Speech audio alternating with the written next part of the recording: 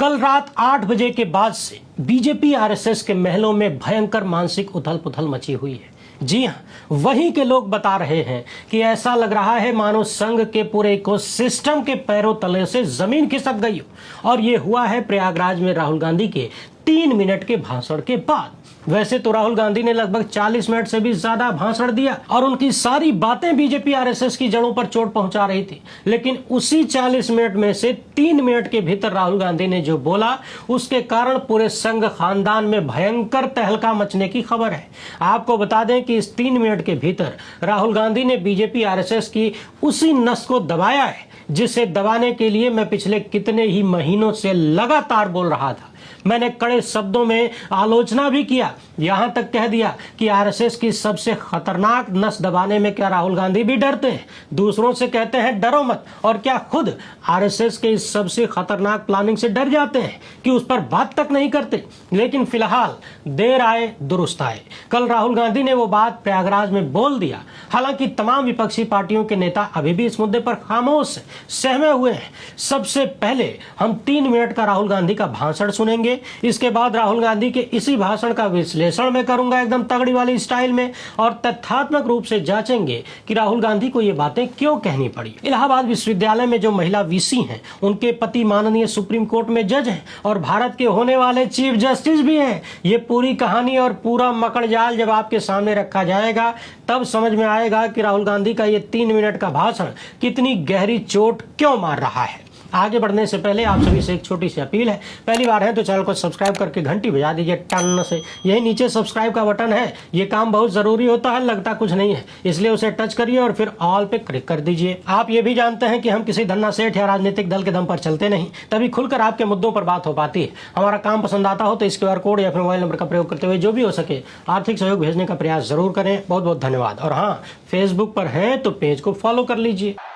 भाई और बहनों, मैं सिस्टम की बात कर रहा हूं। ये सिस्टम क्या है और ये सिस्टम को कौन चलाता है?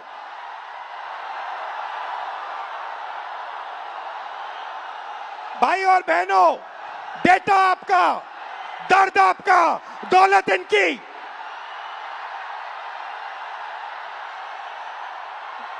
दर्द आपका, डेटा आपका, दौलत इनकी। ये सिस्टम है। अंबेडकर जी ने कहा था सोशल, पॉलिटिकल, इकोनॉमिक। ये देखिए, ये है इकोनॉमिक, पैसा, अदानी। इनकी आमदनी 10 साल में 30 गुना बढ़ी है। ये पहले ग्लोबल रिच लिस्ट में 600 नंबर पे हुआ करते थे, 10 साल के अंदर ये दूसरे नंबर पे पहुंच गए। ये पूरे सिस्टम को फाइनेंशियल सपोर्ट देते हैं। बीच में पॉलिटिकल, मोदी जी, अमित शाह जी। बीजेपी का बैलेंस 150 करोड़ रुपए का होता था बैंक में, आज इनका बैंक बैलेंस 10,000 करोड़ रुपए का है। 10,000 करोड़ रुपए का एक पॉलिटिकल पार्टी का बैंक बैलेंस। नरेंद्र मोदी जी आपका ध्यान भटकाते हैं और पॉलिटिकल सिस्टम चलाते हैं। वोट चोरी होती है, वोटर लिस्ट में ब्राजील की औरतें आती है। और तीसरा, आपके सोच पर कंट्रोल, जो इलाहाबाद यूनिवर्सिटी में किया गया है, आरएसएस के वाइस चांसलर्स बैठा के। हर संस्था में प्रचारक, ब्यूरोक्रेसी में प्रचारक, फोर्सेस में प्रचारक, मीडिया में प्रचारक, जुडिशरी में प्रचारक, पैरामिलिट्री में प्रचारक, यूनिवर्सिटी कॉलेजेस में प्रचारक। सोच को कंट्रोल करने का तरीका यह है सिस्टम। भाई और बहनों, मोहन भगवत, नरेंद्र मोदी जी, अमित शाह जी और अदानी जी, इस सिस्टम ने रोजगार खत्म किया। इस सिस्टम ने यूनिवर्सिटीज को कैप्चर किया। इस सिस्टम ने आप पर आक्रमण किया है। मगर इस अंधेरे में आप लोगों ने लाइट जला दी। ये देखिए, इस अंधेरे में आपने वो करा जो आपके माता पिता नहीं कर पाए, वो अपने डर का सामना नहीं कर पाए, मगर हिंदुस्तान के स्टूडेंट्स, हिंदुस्तान के युवाओं ने अपने डर का सामना किया और देश को बदल दिया। सुन लिया आपने। वीडियो के इस हिस्से में राहुल गांधी ने बीजेपी आरएसएस के 3 सिस्टम पर सवाल उठाया। इसमें से 2 पर तो चर्चा लगातार होती रहती है, लेकिन तीसरा वाला ज्यादा महत्वपूर्ण हो गया। यह सरकार अडानी, अंबानी और सेठों की सरकार है। यह तो बहुत लंबे वक्त से बात हो रही है और बात के पीछे कारण भी है, तथ्य भी है, पूरी दुनिया देख रही है।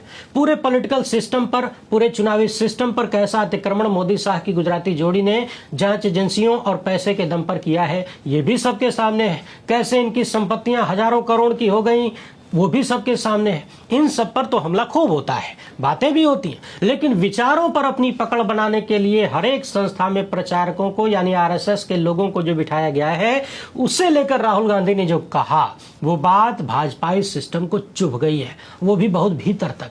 राहुल गांधी ने अपने भाषण में साफ साफ कह दिया कि हर जगह आरएसएस के प्रचारक बिठाए जा रहे हैं, यूनिवर्सिटी में, कॉलेज में, अधिकारी वर्ग में और तो और जुडिशरी में भी। और उन्होंने बाकायदा इलाहाबाद यूनिवर्सिटी की वाइस चांसलर को भी निशाना बना लिया। याद करिए, राहुल गांधी के कार्यक्रम से पहले हमने इलाहाबाद हाईकोर्ट के जाने माने अधिवक्ता और इलाहाबाद यूनिवर्सिटी के ही पूर्व अध्यक्ष के राय जी से इस मामले पर विस्तृत बातचीत किया था और उन्होंने खुलकर इलाहाबाद यूनिवर्सिटी की वाइस चांसलर संगीता श्रीवास्तव पर इस विश्वविद्यालय को बर्बाद करने का आरोप लगाया। बहुत सारी बातें कही, नहीं देखें तो ये वाली वीडियो जरूर देखिएगा। इतने वरिष्ठ अधिवक्ता ने क्या क्या बातें कहा है, थोड़ी देर आप इन्हें यहीं सुन लीजिए। इसके बाद हम पूरा कच्चा चिट्ठा खोलेंगे और देखेंगे कि कैसे प्रचारक बिठा के देश की व्यवस्था को बर्बाद किया जा रहा है कथित रूप से।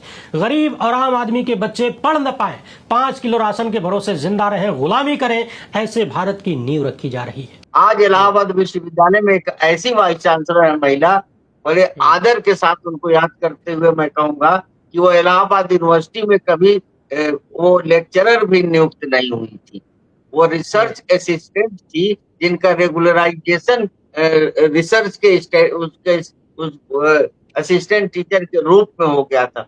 और न उनको कोई प्रशासनिक अनुभव नहीं था। उनका जो विभाग है, होम साइंस विभाग, वो साइंस फैकल्टी के कोने में आउट हाउस की तरह पड़ा हुआ था, 1-1.5 कमरे में। कोई जाता भी नहीं था, कोई जानता भी नहीं था।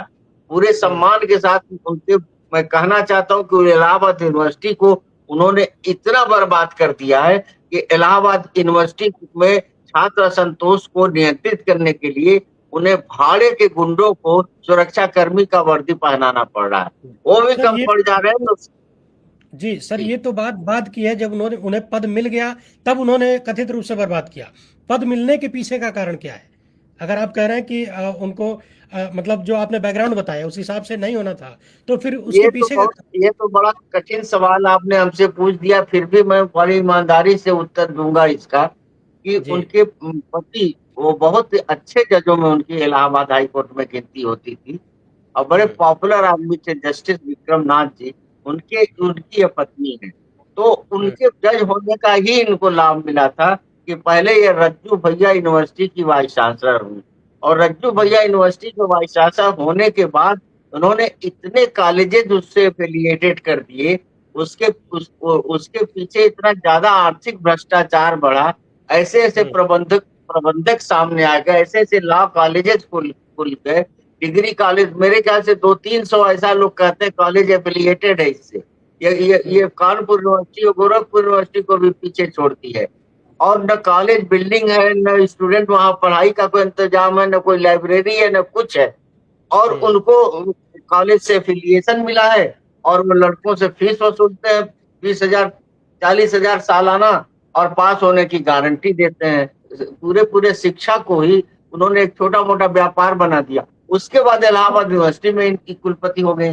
सेंट्रल यूनिवर्सिटी है और आज स्थिति है कि सेंट्रल यूनिवर्सिटी का मेरे ख्याल से, मैं ये कह रहा था सर, आपने जो कहानी बताया वो ये कि इलाहाबाद हाई कोर्ट में जस्टिस विक्रमनाथ जी थे, उनकी पत्नी है ये, और उन्हीं के पद का कथित रूप से लाभ इनको मिला कि इलाहाबाद यूनिवर्सिटी की वाइस चांसलर बनी। और वाइस चांसलर बनने के बाद इलाहाबाद, जिसे पूर्वांचल का ऑक्सफोर्ड कहा जाता था, उस विश्वविद्यालय की पूरी व्यवस्था को कहीं ना कहीं चौपट कर दिया। ये कहना चाहते हैं आप? व्यवस्था को इतना चौपट कर दिया कि आज कोई एक भी अध्यापक ऐसा आप नहीं कह सकते हैं जिनको इलाहाबाद यूनिवर्सिटी के बाहर या इलाहाबाद शहर में जिनका नाम जानते होंगे कि साहब ये विद्वान है, बहुत अच्छे रिसर्चर हैं, बहुत अच्छे अध्यापक हैं, वो आज आलम यह है कि लड़कों के ऊपर लाठियां मारी जा रही हैं, लड़कों को यूनिवर्सिटी में घुसने नहीं दिया जा रहा है। लड़के, निहत्थे लड़के जो है, चाहे वो आयशा के लड़के हों, चाहे दिशा छात्र संगठन के हों, चाहे समाजवादी छात्र सभा के हों, चाहे एनएसयूआई के, गुंडों द्वारा बाहर से किराए के गुंडे बुलाकर मारे जा रहे हैं। और उस वाइस चांसलर और उस यूनिवर्सिटी प्रशासन के समर्थन में 200 अध्यापकों ने जुलूस निकाला। इलाहाबाद यूनिवर्सिटी में जस्टिस आरपी मिश्रा साहब वाइस चांसलर थे, पर बनवारी लाल शर्मा जी ने 90 दिन की लड़ाई लड़ी थी, लेकिन उनके उस वाइस चांसलर के समर्थन में 10 अध्यापक भी जुलूस लेकर नहीं निकले, उनके बंगले पे जाके जरूर मिलते थे। तो अध्यापकों की बेशर्मी और निर्लज्जता ये है कि वो कि अपना नाक रगड़ रहे हैं इलाहाबाद विश्वविद्यालय के प्रशासन के पैर के नीचे। 200 अध्यापकों ने जुलूस निकाला। ऐसा ये बिल्कुल तानाशाही का माहौल बना दिया, इसका परिणाम है कि पूरा शहर उबल रहा है। सुन लिया आपने। अब तो बच्चा बच्चा ये कहने लगा है कि इलाहाबाद यूनिवर्सिटी में जिन्हें वाइस चांसलर बनाया गया है, उन्हें ये पद सिर्फ इसलिए मिला है क्योंकि वो सुप्रीम कोर्ट जज की पत्नी है और उनके खिलाफ कोई खड़ा नहीं होता, क्योंकि लोग डरते हैं, प्रशासन डरता है, क्योंकि पतिदेव जल्द ही भारत के चीफ जस्टिस होने वाले हैं। वरिष्ठ अधिवक्ता के राय ने जो बातें कहा, यदि हम उनके तथ्यों को जांचने निकलते हैं तो कुछ महत्वपूर्ण बातें निकलती हैं। सबसे पहले जस्टिस विक्रम नाथ की बात कर लेते हैं। आपको बता दें कि वरिष्ठता क्रम के अनुसार 10 फरवरी 2027 से जस्टिस विक्रम नाथ भारत के चीफ जस्टिस बनने की कतार में है। मगर इसके पहले का सफर जानना बड़ा दिलचस्प होगा। 27 फरवरी 2006 को लंबी प्रैक्टिस के बाद जस्टिस विक्रम नाथ इलाहाबाद हाईकोर्ट में स्थायी जज बने। इसके पहले एडिशनल जज के रूप में थे।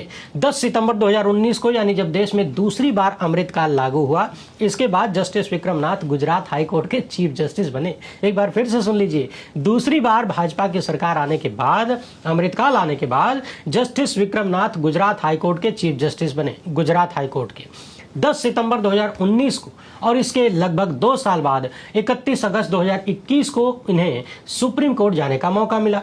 सुप्रीम कोर्ट में इनका कार्यकाल 23 सितंबर 2027 तक का है। चीफ जस्टिस के पद से रिटायर हो सकते हैं, यानी वर्तमान चीफ जस्टिस सूर्यकांत के बाद इन्हीं का नंबर है। इसलिए लोग चौतरफा आरोप लगा रहे हैं कि चूंकि पतिदेव सुप्रीम कोर्ट में जज हैं, चीफ जस्टिस होने वाले हैं, देश के सबसे सीनियर जज होंगे, इसलिए उनकी पत्नी इलाहाबाद यूनिवर्सिटी में खुलकर मनमानी करती हैं, छात्रों के खिलाफ काम कर रही हैं, कथित रूप से लोकतंत्र को और छात्रों की आवाज को कुचल रही है। लेकिन प्रशासन और तमाम संस्थाएं और खुद यूनिवर्सिटी के लोग भी आवाज नहीं उठाते। वरिष्ठ अधिवक्ता के राय के अनुसार खुद माननीय जस्टिस विक्रम नाथ जब इलाहाबाद यानी प्रयागराज जाते हैं तो हाईकोर्ट के तमाम जजों के साथ इस तरह का मेल मिलाप और प्रदर्शनी होती है कि देखने वाला पूरा सिस्टम सहमा रहता है। हालांकि एडवोकेट के राय जस्टिस विक्रम नाथ की तारीफ भी करते हैं, उनकी छवि की तारीफ भी करते हैं, मगर बहुत सारे सवाल भी हैं। वैसे आपको बता दें कि प्रोफेसर संगीता श्रीवास्तव की योग्यता को लेकर भी बहुत सारे सवाल हैं। खुद वरिष्ठ अधिवक्ता ने भी ये सारे सवाल उठाए। और एक महत्वपूर्ण बात तो ये भी है कि साल 2020 में इन्हें इलाहाबाद विश्वविद्यालय का वाइस चांसलर बनाया गया। इनका कार्य नवंबर 2025 में पूरा हो चुका था, लेकिन केंद्र सरकार ने इनके कार्यकाल को अगली व्यवस्था तक बढ़ा दिया, यानी एक्सटेंशन दे दिया। अब इतनी विवादित महिला को एक्सटेंशन देने का क्या कारण था, क्या मजबूरी थी? लोग कहने लगे हैं कि क्या पत्नी को यह लाभ इसलिए दिया जा रहा है क्योंकि पति सुप्रीम कोर्ट में जज हैं और चीफ जस्टिस होने वाले हैं? क्या एक हाथ दो एक हाथ लो का काम चल रहा है? प्रोफेसर संगीता श्रीवास्तव को लेकर खुद विश्वविद्यालय ने सवाल उठाया, विरोध किया था। कहा गया था कि उन्होंने किसी नियमित सिलेक्शन कमेटी का सामना नहीं किया है। उन्हें पीएचडी 1996 में मिली, नेट उन्होंने 2001 में पास किया, इसलिए 1991 के समय उनकी पात्रता पर सवाल उठ गए। इलाहाबाद यूनिवर्सिटी की एक समिति ने यहां तक कह दिया था कि संगीता श्रीवास्तव आवश्यक योग्यता भी पूरी नहीं करती। लेकिन मामला जब हाईकोर्ट में गया तो इलाहाबाद हाईकोर्ट में जस्टिस मार्कंडे काजू और जस्टिस राकेश तिवारी की पीठ ने संगीता श्रीवास्तव के पक्ष में फैसला दिया। यह भी अपने आप में एक अलग कहानी है। अगला बड़ा विवाद इन्हें इलाहाबाद यूनिवर्सिटी का वाइस चांसलर बनाने को लेकर हुआ। कहा गया कि कम से कम 10 साल का प्रोफेसर के रूप में अनुभव होना चाहिए था, लेकिन मैडम के पास नहीं था, मगर फिर भी इन्हें वाइस चांसलर बना दिया। इस तरह के तमाम विवाद और आरोप लगते रहे।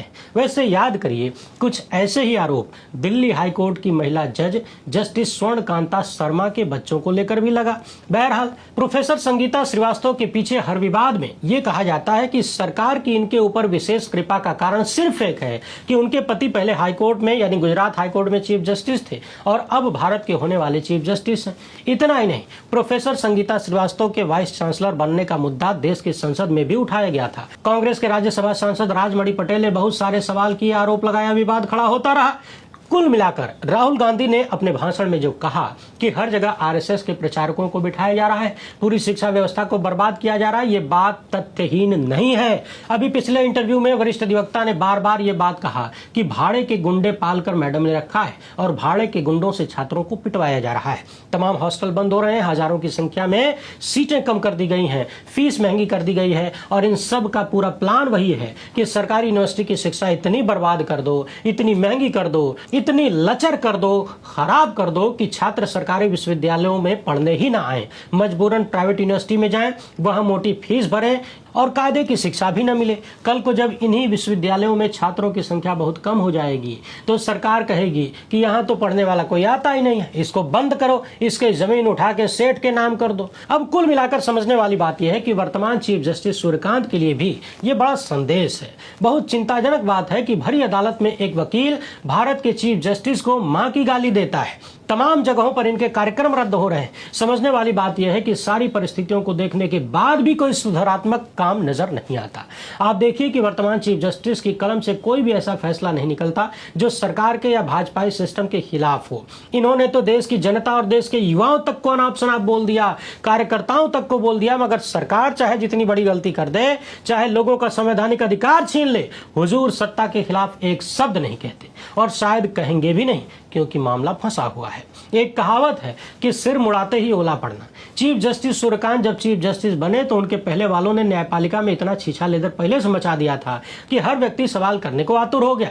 जन जन में नाराजगी पैदा हो गई, विश्वास टूटने लगा। मगर हुजूर चाहते तो परिस्थितियों को बदल सकते थे, संभाल सकते थे, लेकिन इन्होंने वर्ष को वर्स्ट कर दिया, यानी बुरे को और बुरा कर दिया, सबसे बुरा कर दिया। और सिर्फ अपने काम से नहीं बल्कि अपनी जबान से भी। और ये बात मैं नहीं कह रहा, देश की जनता बोलने लगी है और जनता के बोलने का ही असर है कि राहुल गांधी को भी बोलना पड़ा है कि हर जगह इन्होंने अपना प्रचारक बिठा दिया है, कॉलेज में, यूनिवर्सिटी में, कार्यपालिका में, न्यायपालिका में भी। वैसे आपको बता दें कि तमाम संस्थाओं में बीजेपी आरएसएस ने अगले कई दशक तक का सिस्टम बिठा लिया है। अब देखना यह है कि जनता और विपक्ष उस सिस्टम को कहां तक लाइन पे ला सकता है। राहुल गांधी ने हर जगह प्रचारक बोलकर बीजेपी आरएसएस के महलों में उथल पुथल तो मचा दिया है। कल प्रयागराज में जिस तरह की भीड़ थी, जो बातें वहां से निकली हैं, उससे एक बात तो साफ है कि इस बार भाजपा आरएसएस की जड़ हिल रही है। मगर ध्यान रहे, इस जड़ के हिलने का मतलब ये बिल्कुल नहीं है कि भाजपा आरएसएस को चुनाव में हराया जा सकता है। ये लगभग नामुमकिन है, क्योंकि जनता वोट कर सकती है, रिजल्ट तो चुनाव आयोग को देना है, वही ज्ञानेश कुमार वाले चुनाव आयोग को। और अब तो इस बात को भी बदलना पड़ेगा, जनता वोट भी नहीं दे सकती अपनी मर्जी से। अब तो ज्ञानेश कुमार चुनेंगे ना कि कौन जनता है, कौन नागरिक है, कौन नहीं है, कौन वोट देगा, कौन नहीं देगा। तो भैया राहुल गांधी हो चाहे देश की जनता, सबको एक बात खूंटे गठिया लेनी पड़ेगी कि सत्ता बदलने के लिए सिस्टम को बदलना पड़ेगा। उसी सिस्टम को जिसमें चुन चुन कर प्रचारक बिठाए गए हैं, व्यवस्था को तबाह किया जा रहा है। वैसे आप इस मामले पर क्या सोचते हैं, अपनी राय कमेंट बॉक्स में जरूर लिखिएगा। वीडियो पसंद आई हो तो ज्यादा से ज्यादा लोगों तक पहुंचाएं। पहली बार है तो चैनल को सब्सक्राइब कर लीजिए। हमसे जुड़ने के लिए बहुत बहुत धन्यवाद। जय हिंद।